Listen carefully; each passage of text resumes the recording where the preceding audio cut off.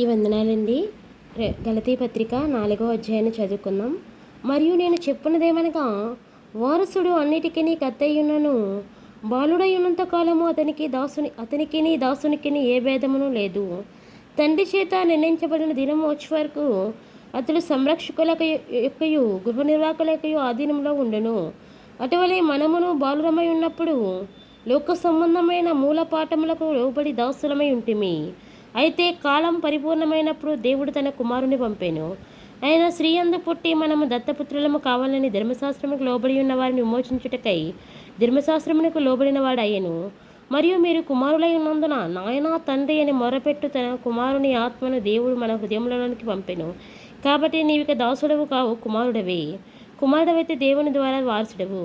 ఆ కాలం ముందైతే మీరు దేవుని ఎరుగని వారై నిజమునకు దేవుళ్ళు కాని వారికి దాసులై ఉంటుంది. కానీ ఇప్పుడు మీరు దేవుని ఎరిగిన వారును మరి విశేషంగా దేవుని చేత ఎరగబడిన వారనై ఉన్నారు గనుక బలహీనమైనవి నిష్ప్రయోజనమైన మూల పాఠముల తట్టు మరలా తిరగనేలా మునిపటి వలె మరలా వాటికి దాసులై ఉండగోరనేలా మీరు దినములను మాసములను ఉత్సవ కాలములను సంవత్సరములను ఆచరించుచున్నారు.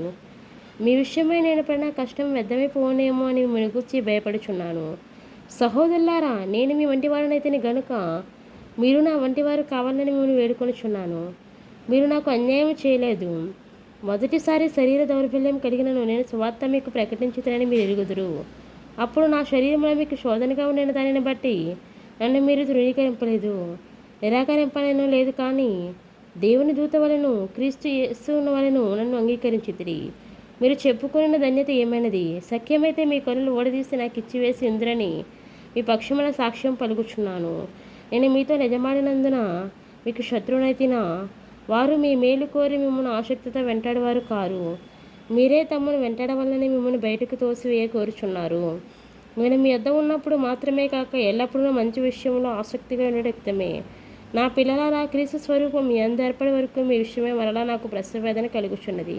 మిమ్మల్ని గురించి ఎటు తోచుకు ఉన్నాను. నేను ఇప్పుడే మీ మధ్యకు వచ్చి మరి ఒక విధంగా మీతో మాట్లాడగోరుచున్నాను. ధర్మశాస్త్రముకు లోబడి ఉండగోరువారులారా, మీరు ధర్మశాస్త్రం వినటలేదా? నాతో చెప్పుడి. దాసి వలన ఒకడును స్వతంత్రాన్ని వలన ఒకడును ఇద్దరు కుమారులు అబ్రహామునకు కలిగినని వ్రాయబడి ఉన్నది కదా. ఆయనను దాసి వలన పుట్టినవాడు శరీర ప్రకారం పుట్టెను, స్వతంత్రదాని వలన పుట్టినవాడు వాగ్దానమును బట్టి పుట్టెను. ఈ సంగతులు అలంకార రూపముగా చెప్పబడి ఉన్నవి. ఈ స్త్రీలు రెండు నిబంధనలై ఉన్నారు. వాటిలో ఒకటి సీనాయి కొండ సంబంధమైనదే, దాష్ట్రములో ఉన్నటకు పిల్లలు కన్ను. ఇది హాగరు. ఈ హాగరు అన్నది అరేబియా దేశంలో ఉన్న సీనాయి కొండయే. ప్రస్తుతమందున్న యెరూషలేము దాని పిల్లలతో కూడా దాస్యమందున్నది గనుక ఆ నిబంధన దానికి దీటై ఉన్నది. అయితే పైనున్న యెరూషలేము స్వతంత్రంగా ఉన్నది, అదే మనకు తల్లి. ఇందుకు కనిని గొడ్రాలను సంతోషించుము, ప్రసవవేదన పడిన దాని బిగ్గరగా కేకలు వేయము. ఏలైనగా పెనిమిటి గల దాని పిల్లల కంటే పెనిమిటి లేని దాని పిల్లలు ఎక్కువ మంది ఉన్నారు అని వ్రాయబడి ఉన్నది.